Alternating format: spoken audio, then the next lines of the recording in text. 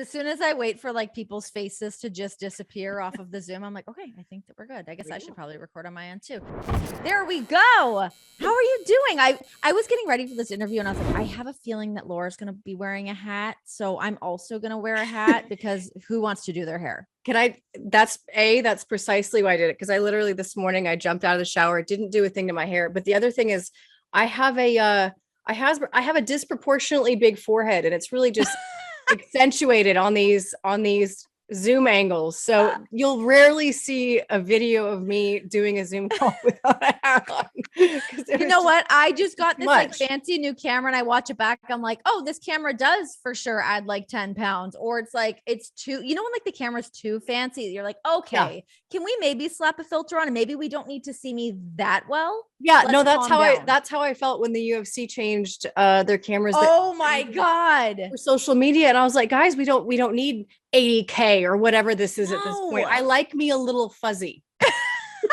Yeah, give me like that old Joan Rivers. Let's Vaseline the lens. Yeah. Let's give me that uplight. Yeah. Help a girl out. Seriously. That is really stressful because those cameras, which are like, obviously they're beautiful when you're watching the action, when you're watching the walkout, all that stuff. They look great, but do not shoot me on that. No. And as I inch very, very close toward 40 as a woman in television, I'm more and more aware of the god of lighting.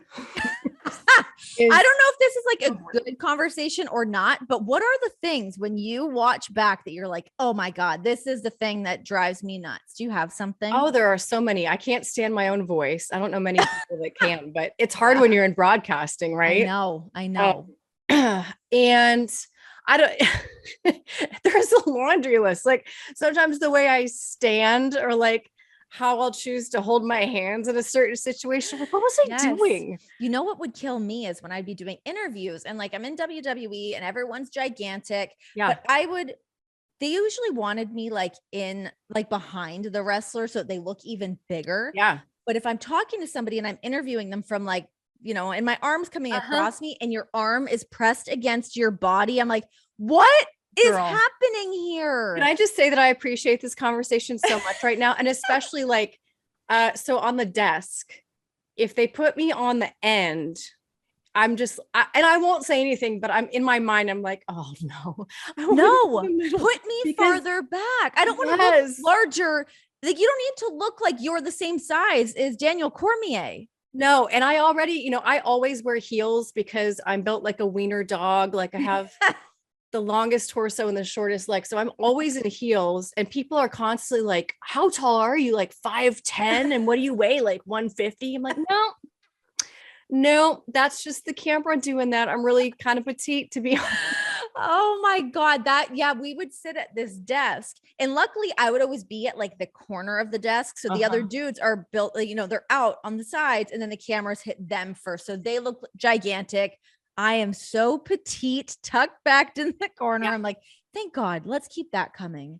For real. It's a real thing. This is the life of a female broadcaster in sports, you guys. Well, I guess just kind of everything. If you're working on like a show that's all women, I guess you'd be like, well, who's got the shit end of the stick that's got to go on the end of the desk? Exactly. Yeah. And I don't think these are conversations that the guys are having, but maybe they're not. And yeah, I'm like, I don't know if this is like a poo-pooed conversation. Like you guys are women in sports and you should not be, you think you like don't want to have these conversations, but like legit, these are the things that we're thinking about sometimes. They are. And there are things that fans love to point out to us as well. Another favorite, apparently, like my eyebrows are not symmetrical, which they just aren't. Like that's how God puts them on my face. But our poor makeup artist, who is amazing and like the best makeup artist on the planet, gets so much grief for my eyebrows. And I'm like, guys, that's just heaven. The heavens above chose to put them on my face that way. They are in fact my eyebrows. They're not like drawn on and they're just like that. I always love doing like a pretty nude makeup look, but a bright red lip. Love that look. And it doesn't seem like it's a lot of makeup, but working with so many dudes like, why do you have on so much makeup? I'm like, I just have on a red lip. Everything else is pared down. You need to calm down. Yeah. Details. Oh my gosh. It's all in the details. It's ridiculous. Well, hey, I'm really glad that we got you on the show. You have been on my list for a while, ever since you came on with me and Misha when we were doing a little throwing down. I was like, I need like more than just the 15 minutes with Laura Sanko so that we can shoot the shit. I feel like we're kind of cut from the same cloth. It's so funny that you say that, because after we did that one interview, I literally went away. I'm like, I want to hang out with her. I really want to hang out with her. And not just, I mean, this is a good second choice, but I'm like, I wish I lived near her. I feel like we're friends. Oh my God. We could be like, cool mom friends that are just like smashing beers at the park. Exactly. That would be great. Okay. So as I was setting this up, you sent me your phone number, you DM'd me your phone number, and I messaged you and I was like, she's not getting back to me. And then realized, it's because I fully messaged the wrong number.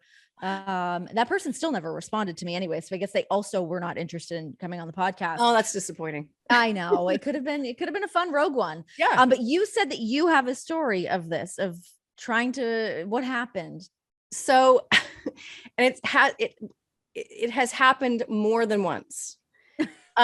So there's a guy at the UFC who's like Dana's right-hand person in terms of social media. He does all of the Hollerhead stuff, and his name is Eric. There's also Eric Nixick from Extreme Couture, who I work with quite a bit when I'm in Vegas. I'm like always hitting him up like, hey, can we hit pads, or just shooting the shit and figuring out, what's going on with his fighters, that type of stuff. And they're both Eric in my phone. And I think just Eric, no last name. Yeah. Well, that was my initial problem, is like, I hadn't really, bothered, I guess, to put I think I had Eric Nixick's last name in there, but maybe not the other Eric. Anyway, I had just come from working out with Nixick, and like during the workout, I was starting to not feel good. And I felt like such a, but I was like, we need to call this quits, because like something's happening in my tummy right now that's not good. I don't need you squeezing on any. You don't need to be a part of this. What's going to happen? I can tell. Yeah. And so I go back to my hotel. The things that happened. I thought were going to happened. Okay. And being the dude chick that I am, I texted Eric and I was like, yeah, just like blew up my hotel room, like literally pissing out my, I think I even typed like pissing out my ass. And I sent it to him, and Eric, Dana's guy, texts back. He's like, wow, hope you feel better by tomorrow. Can I get you anything? And I was like, oh my God.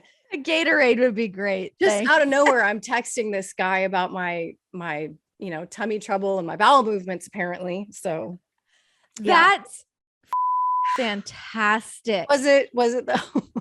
That's making me sweat, because that's for sure something that I would do. Yeah. You say something like you're just bullshitting with one of your buddies, and lo and behold, it has gone to the wrong person. It sure did. And there's no, like on Instagram, if you get it fast enough, delete it, unsend it.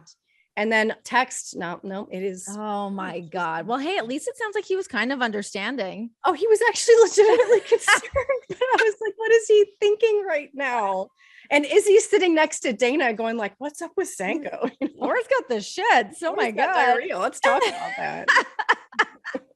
Oh, I love that so much. I definitely message the wrong people sometimes. It's funny. My husband's like, I don't understand how you do that. I've never got myself like in like a sticky situation, but yeah, there's definitely times, especially if you're like talking a little shit, to be like, make sure it's the right person.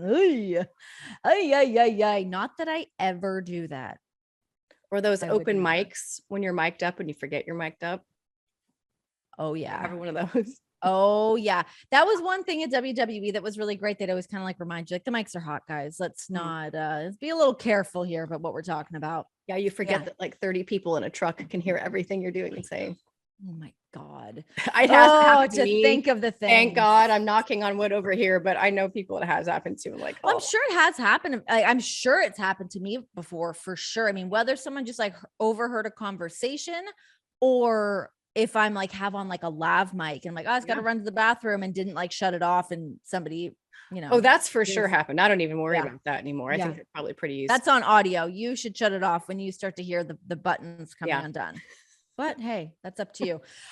Okay, let's talk a little you here. How did you get in to MMA? Petite, sweet Laura. You're what, 5'5"? 5'5". You were atom weight, yeah? Yeah, I fought at 105. Wow. I haven't seen 105 in a few years, but I haven't seen 105 since I was a preteen, probably. yeah, I'm 5'5". I weigh like 120 walking around now. So yeah, such a crazy thing. When I was growing up, I did karate, but I didn't do it in an overly competitive sense. I wasn't like going to tournaments every weekend or anything like that. I was just taking classes consistently and working my way up the belt structure. I really liked that. And then I went through like a really difficult personal time right after college. I got married stupidly young and it was an absolute disaster. And I was divorced 6 months later after I got married. And like, at least you were out of there quick. Yeah. I came from a really conservative Christian upbringing. So it was like a really difficult thing to, that's the one thing you're not supposed to up, right? Sure. That. And then I did. And so anyway, I just needed I needed to put my mind somewhere else other than like where it was inside my own head, feeling just like a piece of crap human being. Yeah. And so I really had never been an athlete, really had never even worked out consistently other than doing the karate.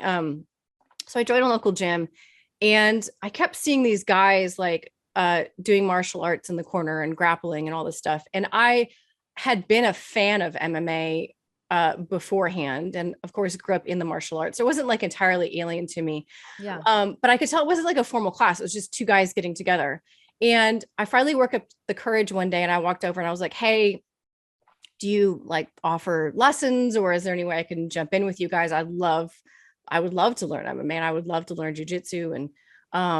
And they basically laughed at me and continued to laugh at me for like the next few months. But I would find myself like doing my sets over by them and just like watching, like probably giving them the side eye, like for sure. Like, yeah. Yeah.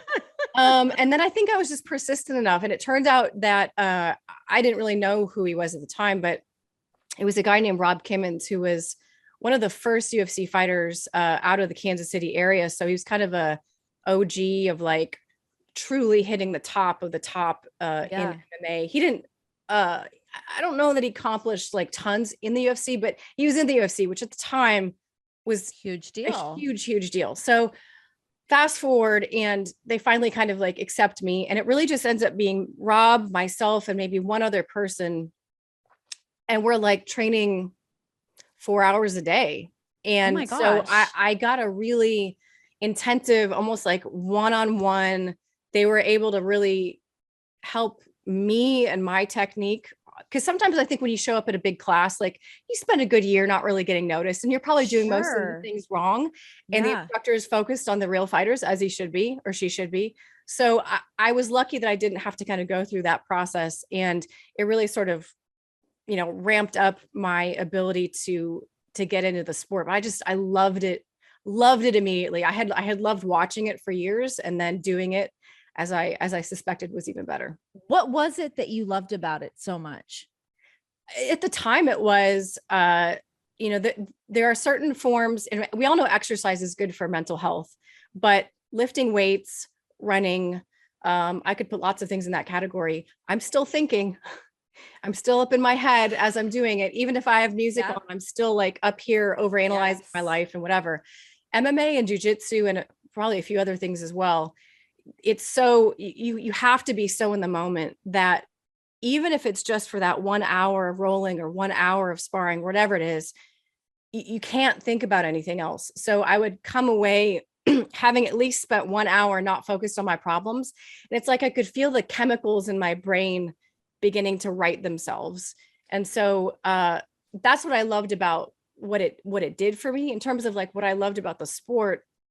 I've just always been really scrappy, and I've always kind of had I don't want to say a chip on my shoulder, but like I grew up with an older brother, and I was like the little mascot of the group. It would be him and like 5 of his guy friends, and he's 4 years older than I am, and then me tagging along, always looking to keep up, always looking to prove myself. Like, oh, you guys are gonna bike 3 miles today, I could do that. You guys are gonna go climb this pile of dirt, I'll do it too. You know, that's my whole life has been like, oh no, I can do that. I can keep up with the guys. Like this is, I got this.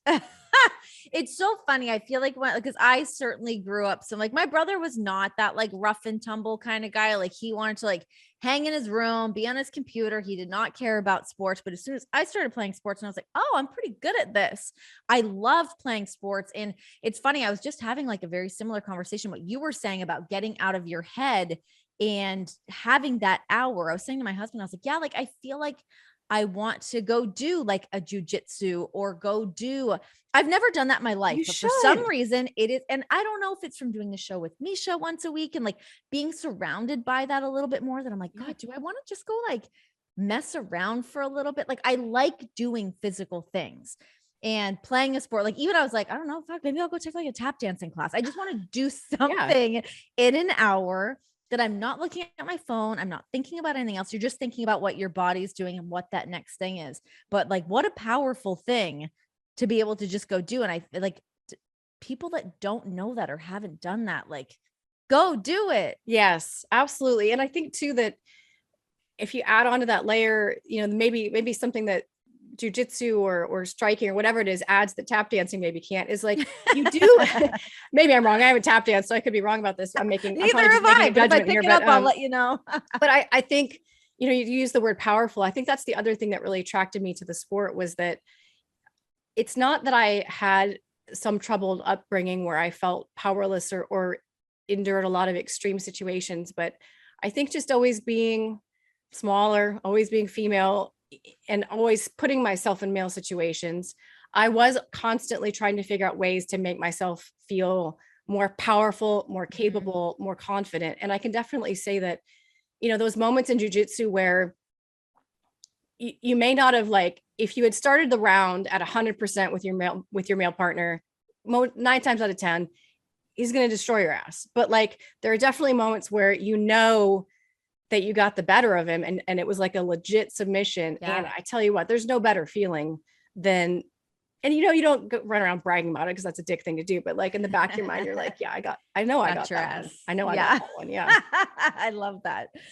Okay. So growing up with this, you said it was a strong Christian upbringing. Yep. Yeah. What was that like getting married so young? What was your parents' reception to you getting married that young? Well, I think, you know, and I don't want to blame them for this. It's really more within that culture. And I'm talking about, like, I was church every Sunday, youth group, Wednesday night church, Christian school, Christian camp, all of it. Yeah. And I still very much I love how I grew up, and I still very much hold some of those values, but not all of them. My views have changed and broadened and widened in a very real way. Mm-hmm. But I still I guess what I'm saying is I don't look at those people, I'm like, oh, them, you know, like those closed-minded Christians that I think a lot of people imagine when you describe that type of life. And those people do exist, but that really wasn't my parents. It was more the issue of marriage was the goal, and having a family was kind of the goal, and raising kids in the church was the goal. And those are great goals, but I was never there just wasn't a lot of discussion about having a career or what that might look like, or how you could do both, or, you know, it's not that it's looked down at, it's just not talked about that much. Yeah. And so I did really, really well on my ACTs in high school. I got a 33 on my ACTs, and I could have gotten into MIT, no problem. I could have gotten scholarships to Ivy League colleges, but my parents never told me that. And there's a little part of me that's even at this age, a little irritated. I knew I was intelligent, and I knew I studied. I worked hard. It's not that I'm some brainiac, but I worked super hard. But when those test scores came back, there was never oh my gosh, you could be this, you could go and have this career. It was oh my gosh, honey, that's amazing. We're so excited that you're smart. find a Christian college, find a Christian man, Yeah. I don't know. That's probably my only, I don't want to say regret, but like, yeah, that's the only part about it that I look back, I'm like, I don't love how that was handled. Sure. Yeah. Especially when you just don't have like the awareness and you're kind of like, okay, cool. Like, yeah, I guess I did pretty well on that, but what am I going to do with that? Like, what do I need the tools or someone to point me in the right direction to set some other things up for the future. And I mean, it worked out for you. So yeah. And I don't mean to throw them under the bus. Cause I think if I had come to them and said, guys, I have this burning passion, I want to be a doctor, like they would have supported it. But I guess there was never like they never connected the dots in terms of, you could go do these things because you've qualified in this way. You know what I mean? And so I ended up going to a small Christian liberal arts college here in Kansas City. And I had a great experience and I did well and got a degree and I'm happy with that. And I'm certainly happy with how my life has turned out. I just know that like, it would be interesting in a parallel universe to see what would have happened. Yeah, no, I get that. I remember I had something, maybe not quite as similar, but I remember I was talking to somebody and they really wanted me to be tested to see if I was gifted. And my mom, if she's listening to this, she's going to be, anytime I talk about her and she gets mad at me, sorry, Mom. But she kind of didn't really take it seriously. So I never took the tests. I never got to like really flesh that out to see what that meant. I mean, academics were never really my thing because I was so into playing sports and I really knew from a pretty young age what I wanted to do. So I was always kind of, pretty focused on the other things that I wanted to do. So who knows, I probably might not have done anything with it anyways, but it is nice to know if those other things are there, like what those other opportunities might be. Sure. Who knows? Who knows? Maybe I'd be better at setting up my audio equipment. Shit show over here. Okay. So you're wrestling around, you're rising the ranks. When did the decision to go pro? Well, it was such a different time in MMA, right? So like, very different time. Women are not in the UFC yet. How old were you at this point? Oh gosh, 30? Okay. No, a little younger than that. Late 20s. Okay. Late 20s is when I started fighting. Okay. And so like, I really had no intention of fighting at all. I just liked the training. But then the gym where I was going, because eventually those guys at the workout gym transitioned me to real MMA gym. And it's the same gym I've been a part of since. Everyone there fought. So it was always like, we see you working so hard in here. You got to at least go do one amateur fight to tell your grandkids about yada, yada, yada. And of course I fell in love with that. I made my first fight. The first half of it, I got my ass kicked.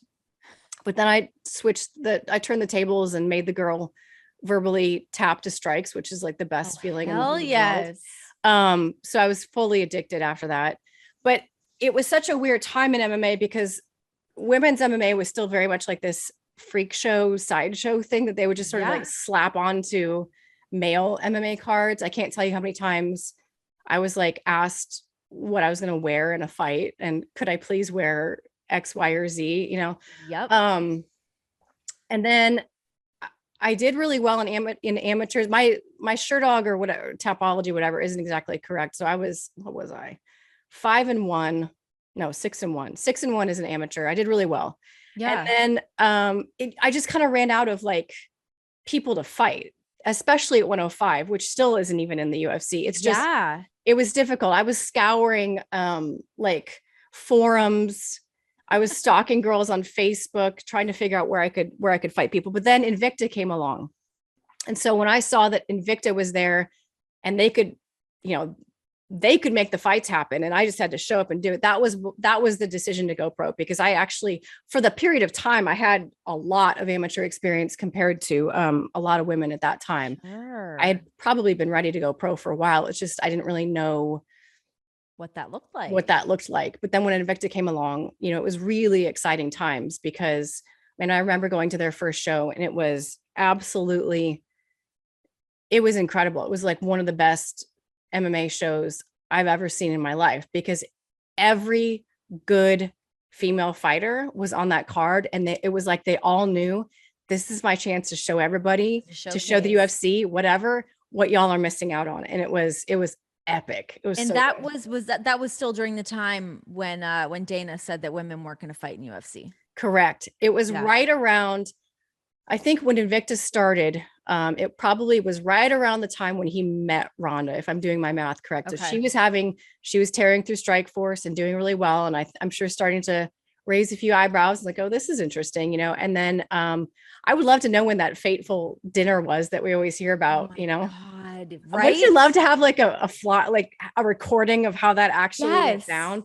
I want to know, like, we need Amber Heard there with her recording devices. I know. I would love to hear from, seriously. Just got that. That trial is insane. I can't stop watching it. I know it's nuts. It is crazy. I can't either. But I wish Rhonda would like relive the conversation. And I want to know if it was like her, I don't want to say begging, but like having to like really plead, or if it was, I get the sense it was more just her, because this seems like it was her as a person just walking out and be like, listen, I'm good business. You want to be in this business? Trust me. I will not let you down, and I'll show you what you're doing. And like, oh, how amazing. Yeah, I feel like Rhonda is so no bullshit and like such a straight shooter that I imagine, her going in with like whatever her team was at the time, being like, this is money. You want to make some more money. Yeah. And we're also like just making waves. How crazy is it too, to think of like that time, like with what Invicta was doing, to now seeing where the women are at in such a short period of time, to be able to really see it before our very eyes. You see the women main eventing, co-main eventing, like really getting like the machine behind them and making big stars. It's really cool to see the sport grow. What is it like for you now, even being on like the broadcast side of it and being able to witness it all? It's amazing. It's genuinely amazing. And Misha is such a great example, because I remember I met Misha, I want to say 2009, maybe. Yeah. And, you know, she was, it might've been like pre-Strikeforce for her or early Strikeforce, but regardless, like none of us were on the map yet. And frankly, there wasn't really, this is what I try to explain to people like who don't understand how real my passion is for the sport, because they haven't seen me fight. Like, so there's always this like, yeah, but did she? Sure. I was doing this purely for the love of it, because there was no end game when I was doing it. There was no, oh, you can get rich. Oh, you can have a career. Oh, you can become famous. That didn't exist.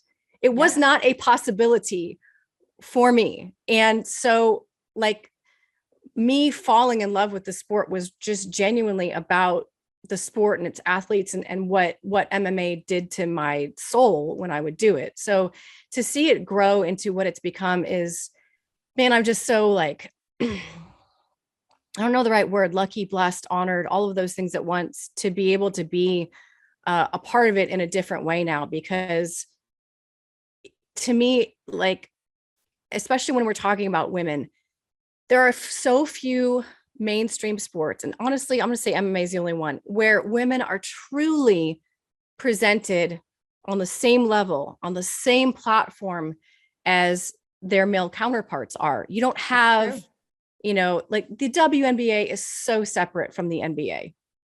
Yeah. You know, baseball and a completely different sport, softball, you know, like they're different things. Men's and women's tennis maybe is close, but like, sure. Yeah, I think that might be, that's probably definitely more comparable when you look at somebody like, you know. But I'll tell you the difference. I'll tell you the difference between MMA and every other sport like that. In MMA, the women train with the men every day. Yeah. And so there is an inherent respect that's built in day to day in the gym.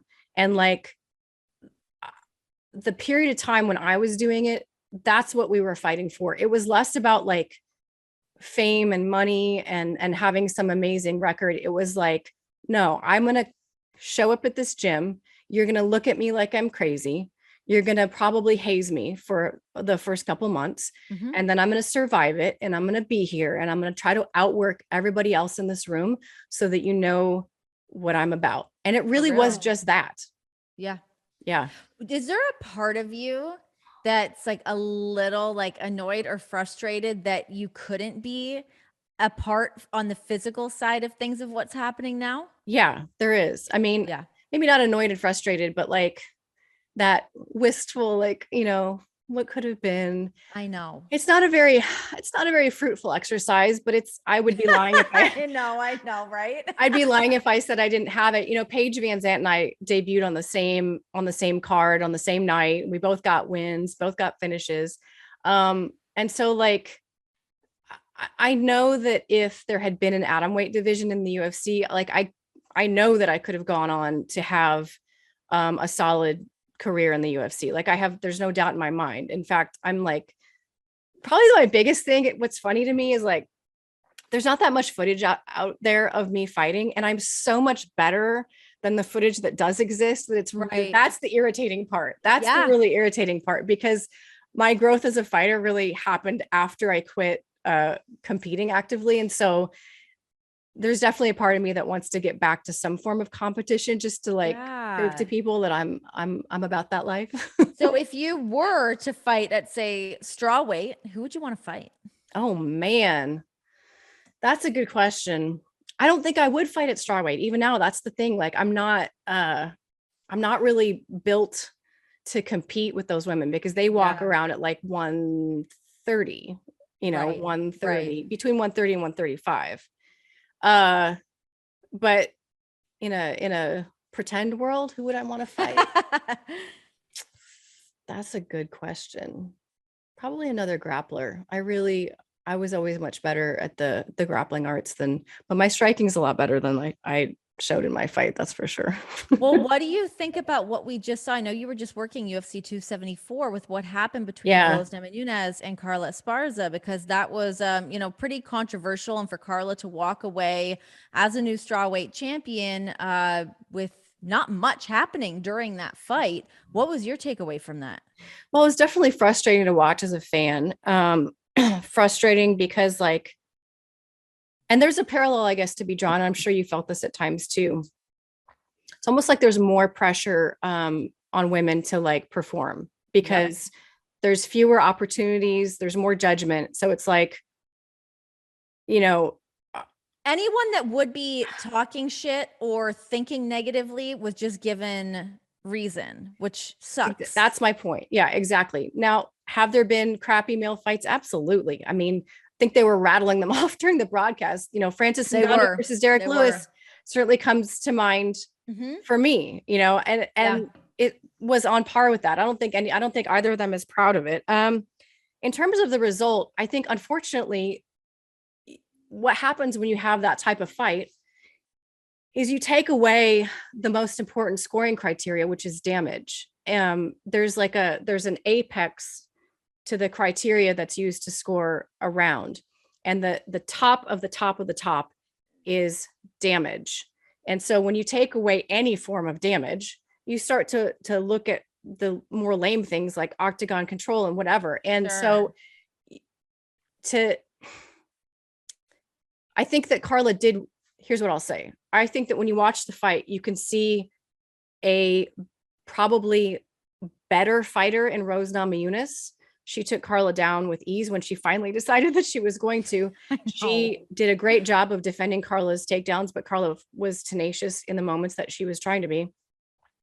So I do think that Rose is probably the more complete fighter, but Carla won on the judges' scorecards, and I think she won that fight rightfully so, because we don't score the fight as a whole. We score it round by round, and there is a criteria for how you score a round. And I don't disagree with the way that it was scored. It just sucks. It's interesting too. I mean, it does suck walking away from that and just sort of the aftermath. And I feel bad for Carla. I feel bad for everybody. It sucks. Yeah, it does. It sucks. I mean, to have the crowd booing and now it's kind of left as like a now what for Rose? Where's she gonna go from here? I mean, at least Carla's going to get married and her face didn't get destroyed. So she's going for her. I know.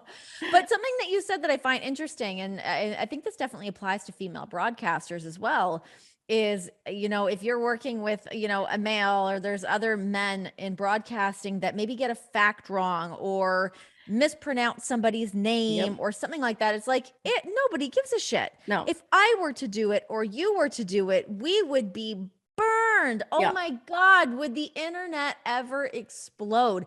There is that pressure on women. I mean, and really in any spotlight, to be perfect. You cannot waver. You cannot have the errors because we're just judged in a far different way. Have you felt that as a Oh broadcaster? yeah. Oh yeah. Oh yeah.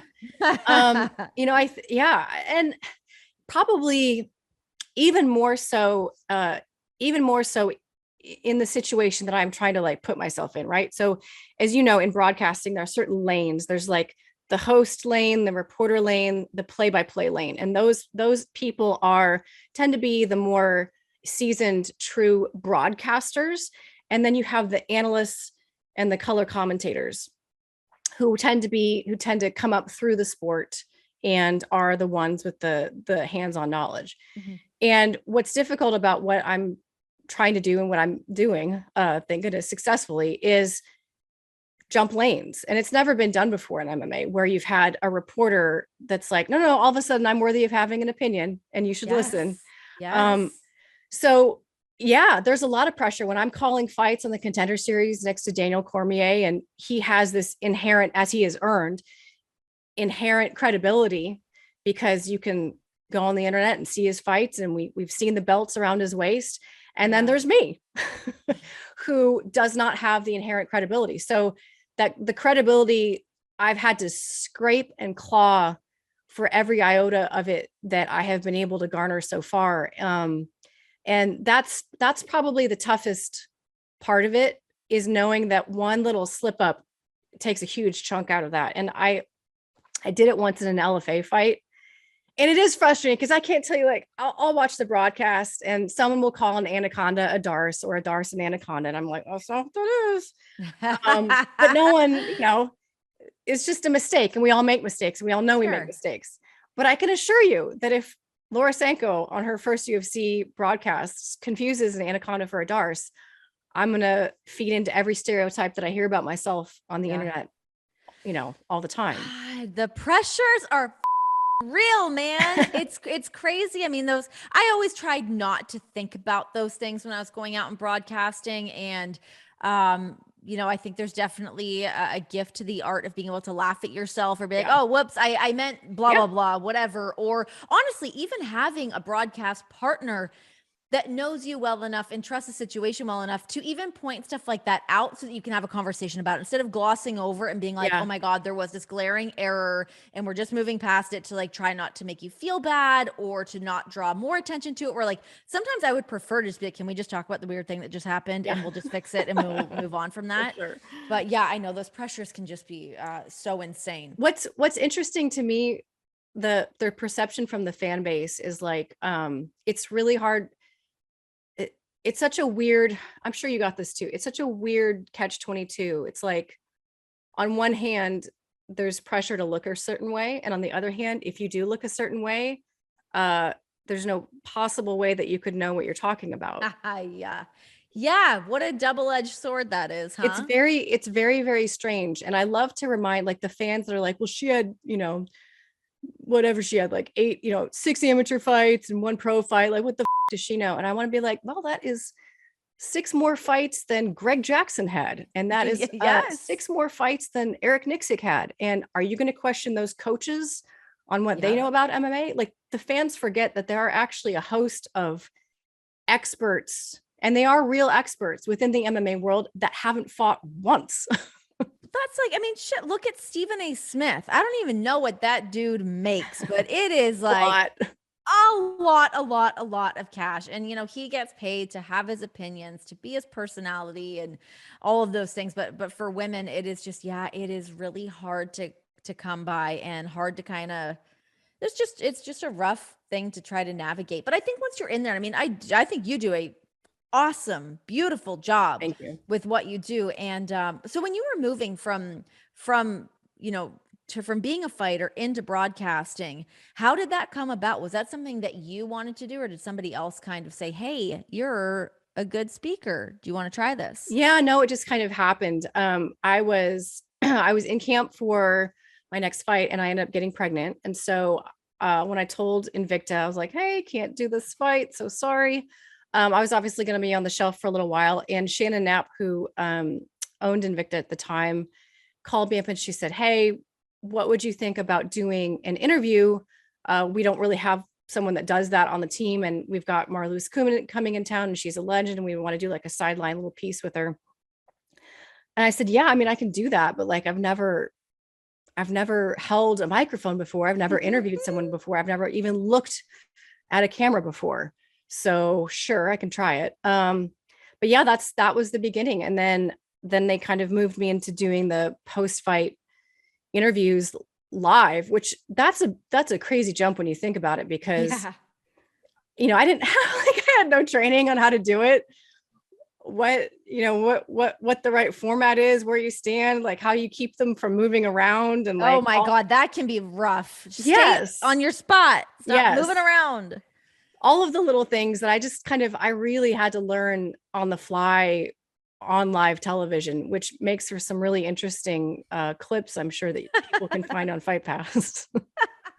Yeah, though that being said, I think there's also something like I'm really not a believer in broadcast school. I never went to it. I just kind of cut my teeth figuring out what works and what didn't work. Yeah. Granted, I got to do this on a much smaller scale and continue to kind of grow as I went, thank God. But yeah, I mean, sometimes you see people that come out of a broadcasting school and they want to be so smooth and so polished and all of those really professional things that do make a broadcaster a great broadcaster. But I think in terms of fans being able to connect to you and they're like, oh, you're a person doing this thing and I like you and I can see who you are. You're not hiding behind all of these skills that you've honed while you're in college or whatever. So yeah, I think being able to kind of jump in there and figure it out, it's kind of almost like, I always think it's better. I mean, I wouldn't do it any other way. And I think that maybe that's the one thing I've really been able to communicate as I've navigated all of these many different jobs I do for the UFC and for other organizations, is just at the end of the day, I feel like the fans can tell that I'm a real fan, like a real fan. Yeah. I didn't go to school and then fall in love with MMA. Like I've been here. I've been you guys, I've been the fan, and I've just sort of worked myself into this position. So kind of the same way, I think the special sauce that Joe Rogan brings to the broadcast is, I mean, yeah, he's smooth and he's personable, but really at the end of the day, it's like he's just so infectious in terms of how much he loves the sport and the moments in the sport, and obviously knows his stuff as well. So has he given you any little nuggets of wisdom along the way? Yeah, he's an interesting guy because he's such a huge star now that a lot like Dana, he kind of just like zooms in the building, does his thing, and then I've wondered that. It's funny. I saw Megan O'Leary had posted a picture with like her and the whole gang. 274. And I was like, yeah, I wonder, like, is Rogan just there, like hanging out with the guys, like cage side before the event starts? For a few minutes, but I think it's relatively quick. But I had a really nice conversation with Joe last summer. And, to be honest, I wasn't really sure if he even really knew who I guess maybe I thought he would kind of know who I was, but we had never really had a long interaction before, just interactions in passing. And just so happened that we kind of got stuck behind stage waiting for Connor to make it to the weigh-ins, and had a really nice conversation. And man, it meant a lot. He's like, I didn't realize he knew what I was trying to do to be, to be the first female color commentator. And there's always a little trepidation because it's like, there's part of me that is in my head wondering, like, is he sitting there thinking, oh, darling, you think you can do what I do? That's adorable. Like the insecure part of me assumes that that's what he's thinking, but that wasn't it at all. And he was incredibly gracious. And he said, listen, there's going to be a lot of people that tell you that you can't do it. But he's like, I didn't have any fights and look at me. So he said, you're killing it. And he said, I hope we get to call fights together one day. So it meant a lot. So when is this going to happen? When are we going to get to hear you on a pay-per-view stepping into that spot?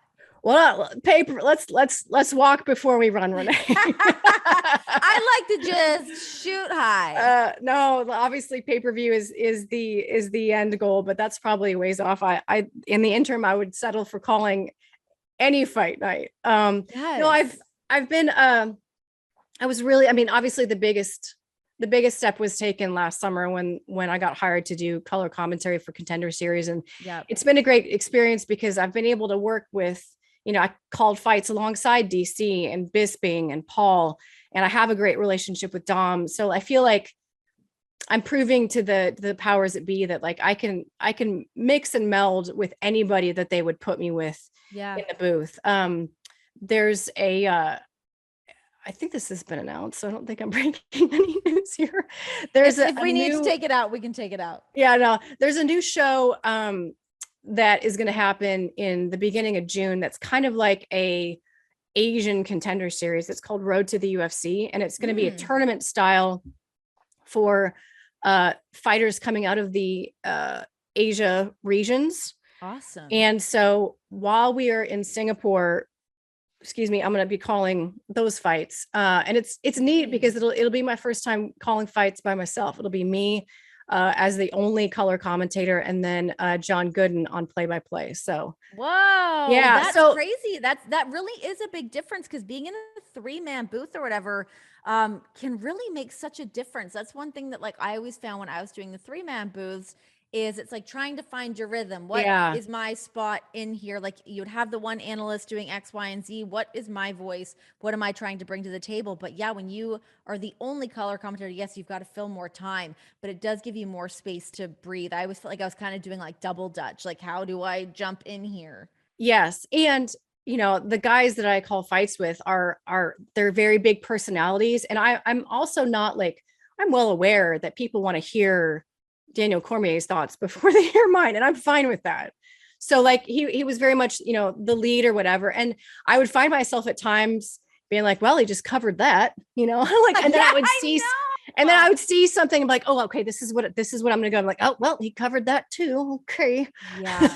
I know. I remember doing that too. And like, I did commentary for like over a year with WWE, calling Monday Night Raw. And there were so many times, and I didn't always have it in my head that I wanted to do commentary, but when the opportunity became available, I was like, yeah, of course I would love to be the first woman to do commentary and join Monday Night Raw. Like, amazing.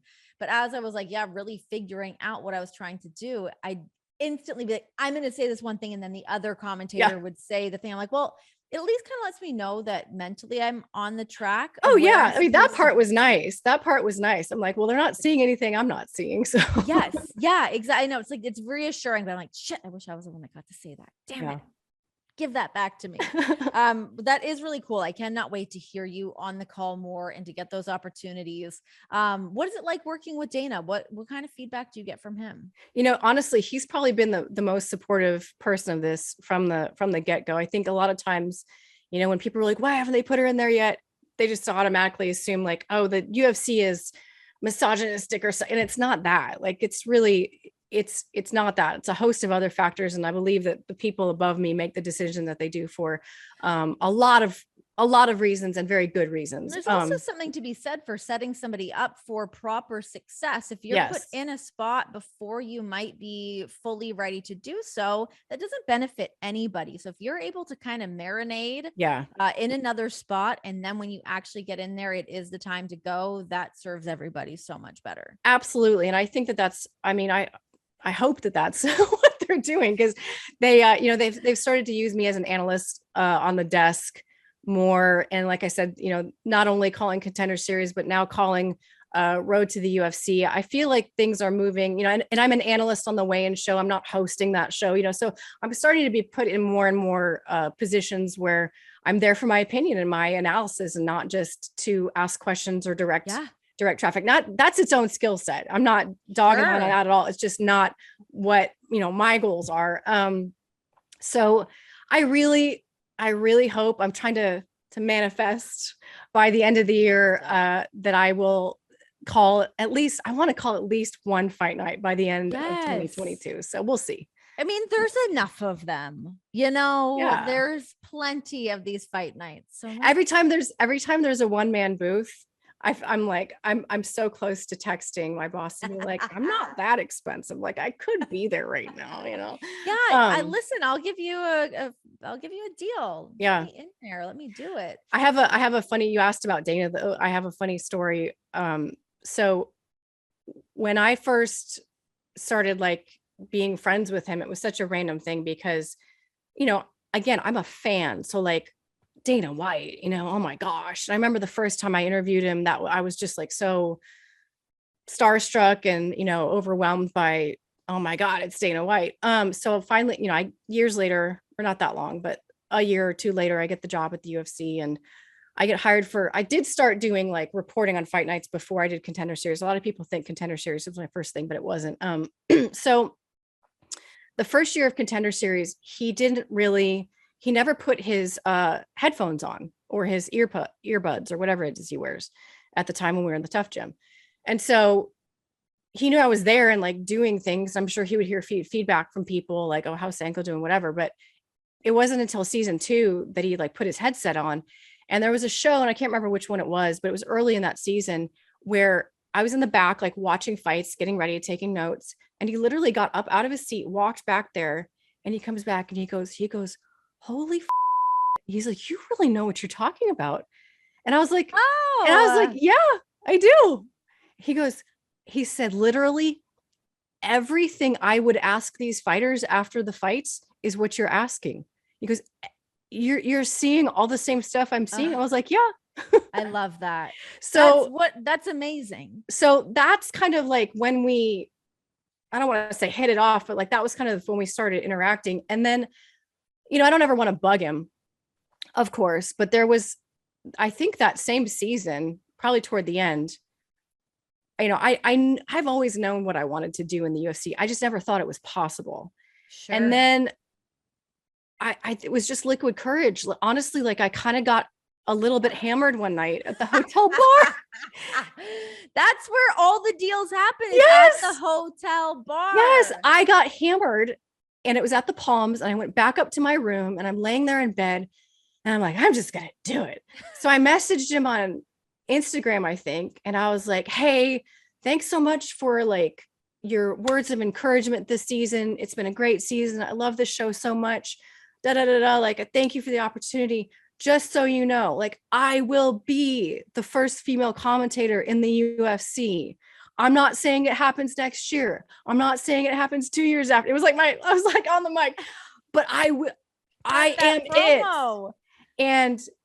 And he just texted back, and it was probably like 2:00 in the morning. I don't even remember. He just texted back. He goes, I believe you. I know you will. Now, retrospectively, I'm sure he was like, oh my God, I believe you. Like, why are you texting me at 2:00 in the morning or messaging me or whatever? But I also think he meant it because he's always had belief that I could succeed in this position. It's just taken a lot of, like I said, scraping that credibility together. So it would make sense for them to put me there. Of course. And that is a thing that like it takes time, and as frustrating as that can be when you're like, well, I feel like my chops are where they need to be. It's getting everybody on the same page, and like, you got to kind of get the fans ready for that as well. How were the fans when you called your first WWE fight? Because our fan base is similar. Because I'll be honest with you, Renee, I'm not a wrestling fan. Hey, that's all right. I ain't mad at you. I mean, I know who you are, but like, I don't really watch a lot. So what I will say, so when it was first announced that I was going to be the first woman calling Monday Night Raw, fans were amazing. They were like, hell yeah, she is the girl to be doing it. This is amazing. Like they were so great. Like ESPN put out this article and it was awesome. It felt like such a great day. And I will say when I first went out there to do it, because it kind of came out of the blue. I was not calling matches anywhere else. I was hosting shows. I was doing interviews. I was doing a bunch of different things, but commentary was not one of them. And my boss, it was Triple H and Michael Cole. They came up to me and they're like, hey, next week, Monday Night Raw, you're going to step in and do color commentary. And I was like, oh, okay, great.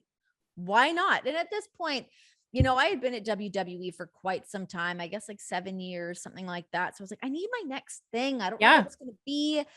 And kind of similar to what you're saying, there wasn't there was no prototype for me to follow. I wasn't looking to like, oh, this is what I want to do here. So I was really always trying to figure that out. So anyways, they tell me I'm going to be calling Raw, and I'm like, oh, okay, great. Let's give it a whirl. What do I have to lose? Yeah. So I went out and I did it, and I felt no pressure. I felt so ready. Like I just walked out there and I was like, this is how it's supposed to feel. Yeah. I am right where I'm supposed to be. I'm doing this. It's awesome. Call the show. And everyone's really happy with it. The fans loved it. Vince McMahon loved it. And it was all great. And then they put me in the role permanently, maybe a month after that, something like that.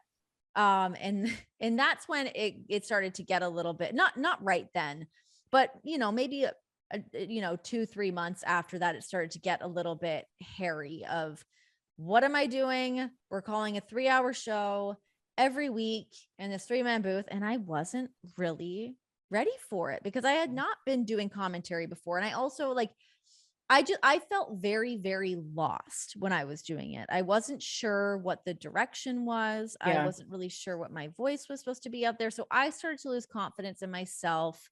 I could feel fans getting like a little, like they weren't sure how to feel about it. Well, they can tell, like, if you're not owning it, then that comes through. Yeah.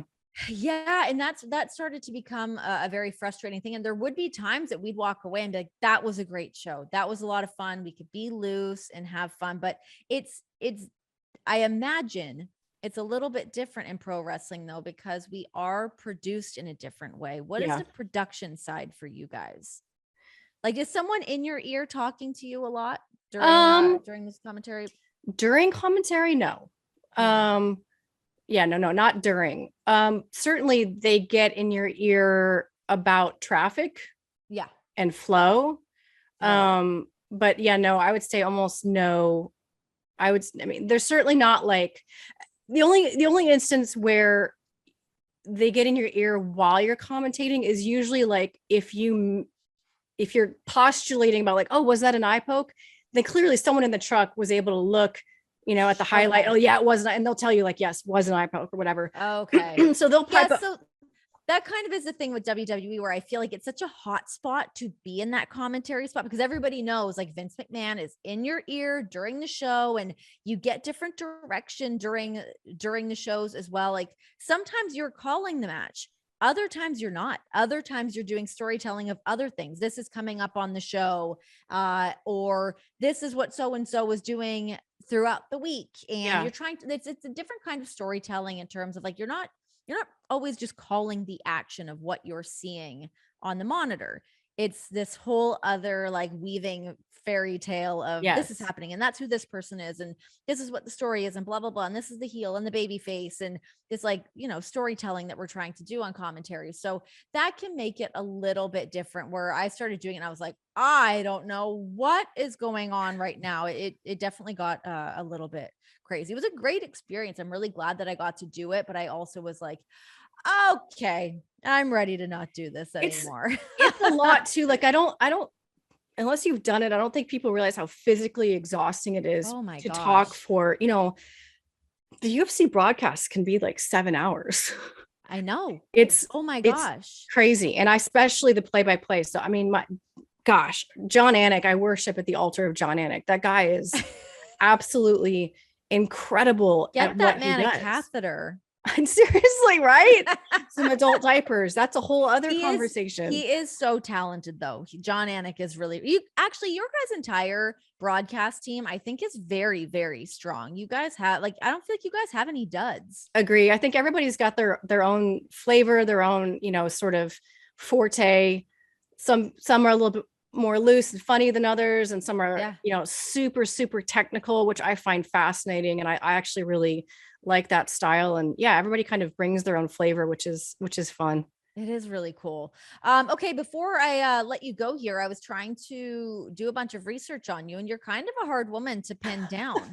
Why are you so private? You're very private about your personal life. Well, my husband hates having his picture taken. Absolutely hates it. And he hates social media. So it literally, I think, I don't think he even had been on Instagram until last year. Now he's on there, but secretly, I'm not even sure if I know which account is his. But no, he just doesn't enjoy. limelight, never has, even before I started doing anything in television. Like he's just not a look at me kind of guy. He's super loud and obnoxious and like has a very big personality. You'd think that he would be a look at me kind of guy, but he's just not. So that's why everybody's like, why don't you ever post pictures of your, it's not because I don't want to, it's because he has no interest in being on my Instagram page. Yeah, whatsoever. That's my husband too. It's so funny. I mean, on the very rare occasion that I'll be like, I'm overriding you on this one. I'm posting your photo for this, but generally I keep him off my Instagram too. He hates it. I mean, he's a professional wrestler that has a camera in his face all the time. You think that he'd be like a little more chill about it, but he loathes it, hates it. Yeah. It's funny though, because he does, he's probably on Twitter a lot more than he's on Instagram. And he's figured out how to like search my name. So anybody that's talking about me or whatever. And I do find him like occasionally fighting my battles for him. I'm like, just don't even respond to them. Just don't even respond. He's like, yeah, but they don't know it's me. That's even worse. My mom would do that. So I've had the comments are off my Instagram, except for people that I follow. And because I would open my Instagram account and it's like all these comments and blah, blah, blah, blah, blah, and then I'd open it and be like, oh my God, my mom is arguing with people in my comment section. Like, I can't help myself. Like, Mom, stop. I get it and I appreciate it, but like, don't do it. Please, for the love of God. Yeah. Don't do it. Well, Laura, thank you so much for jumping on with me. We finally got to hang out. Hopefully we'll be able to hang out in person at some point, because I feel like it would just be a hell of a time. Agree. We got to make it happen. You're in Iowa, right? I'm in Cincinnati. Oh, Cincinnati. I don't know what I was thinking. Okay. I mean, Midwest. You know, not too far off. No. I'm a new Midwest woman and I'm really leaning into it. Isn't it great? See, I love it. This is how we dress. We wear hats and t-shirts. This is what we do. Yep. I love it. Always ready to put in a little work, you know? Who knows what's got to be done. All right. Well, Renee, thank you. Yeah. Thank you so much, Laura. So good to hang out with you. Same. Let's keep in touch. Yes, definitely.